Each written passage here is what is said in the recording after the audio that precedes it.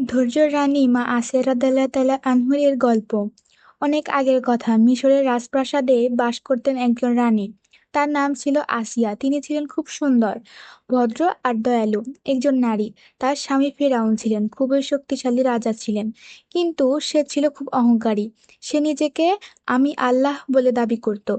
রানী আসিয়া জানতেন মানুষ আল্লাহ হতে পারে না, সত্যিকারের এক আল্লাহ আছেন যিনি আকাশ, মাটি, গাছপালা, চাঁদ, সূর্য সবকিছু বানিয়েছেন।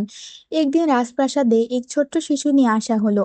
সে ছিল হযরত মুসা আলাইহিস সালাম। আসিয়া রাদিয়াল্লাহু তাআলা আনহু শিশুটিকে দেখে খুব মায়া পেলেন। তিনি ফেরাউনের কাছে বললেন, এই শিশুটিকে আমাকে দাও, আমি তাকে সন্তান হিসেবে বড় করব। ফেরাউন রাজি হলো। মুসা আলাইহিস সালাম বড় হয়ে আল্লাহর রাসূল হয়ে গেলেন। তিনি ফেরাউনকে বললেন, আল্লাহ একজন, তারই ইবাদত করো, তুমি আল্লাহ নও। এ কথা শুনে ফেরাউন রেগে আগুন। কিন্তু আসিয়া রাদিয়াল্লাহু তাআলা আনহু বুঝে গেলেন হযরত মুসা সত্য কথা বলছেন। তিনি গোপনে আল্লাহর উপর ঈমান আনলেন।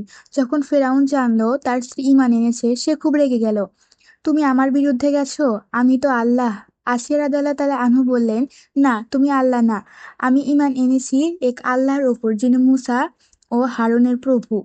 এই কথা শুনে ফিরআউন তার স্ত্রীকে শাস্তি দিল।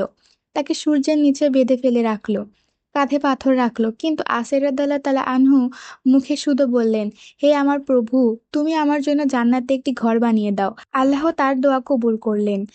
আকাশ ফুঁড়ে তিনি জান্নাত দেখতে পেলেন। হাসি ফুটে উঠল তার মুখে। ফিরআউন অবাক হয়েও গেল, ভাবল, এত কষ্টে মানুষ হাসে কিভাবে।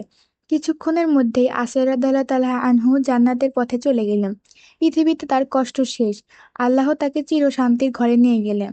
গল্প থেকে শিক্ষা, ঈমান আর ধৈর্য থাকলেন আল্লাহ আমাদের রক্ষা করেন। সত্যর জন্য কষ্ট হলেও আল্লাহ তার প্রিয় বান্দাদের পুরস্কৃত করেন। একজন নারীর ঈমান গোটা রাজপ্রাসাদ কাঁপিয়ে দিতে পারে।